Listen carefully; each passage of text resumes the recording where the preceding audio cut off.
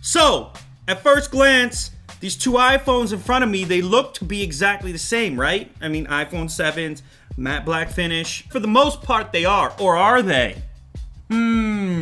Okay, fine. They're a little bit different. This one over here is a 256 gigabyte model. This one over here is a 32 gigabyte model. Now, when you walk into the store and you decide which version you're going to purchase, you think the 32 gigabyte model is cheaper. I just want to get in at the cheapest price point because I don't need all that much storage. But the story's a little bit deeper than that. Apple might not be giving you the whole picture here. Turns out that the 32 gigabyte model might be substantially slower than the larger capacity models. Not all storage is created equal, not all of it is the same speed. And what happened here, Apple probably went a little bit chintzier on the lower capacity models in terms of the quality or caliber of storage, hence a speed difference. Now I'm gonna test this out today, so open your eyes. So this one on the left over here, capacity 248.8 gigabytes. Of course, that's the formatted size. That makes this one the 256 gigabyte model. 27.85 gigabytes, that makes this the formatted size of the 32 gigabyte model. You can see there. I've got something on here called performance test, from your CPU to your memory to your storage, which is the thing we're interested in today. If I tap on storage write speed, you can see 359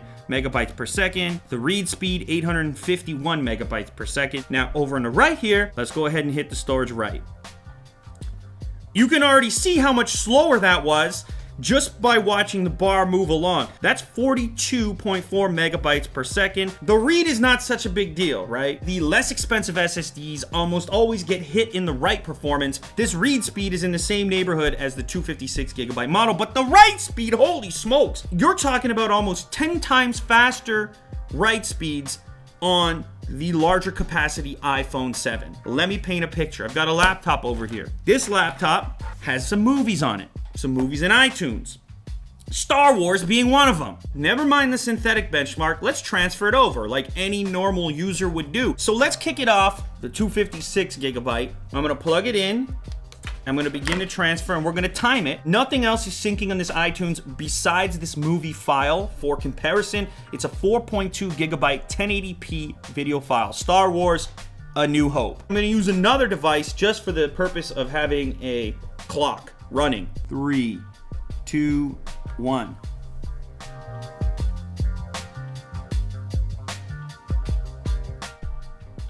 Okay, 2 minutes, 34 seconds, around 2.5 minutes for a 4.2 gigabyte file. Let's eject this device and replace it with the 32 gigabyte model. Select Star Wars A New Hope, 4.2 gigabytes in 3, 2, 1. Now keep an eye on this one, guys.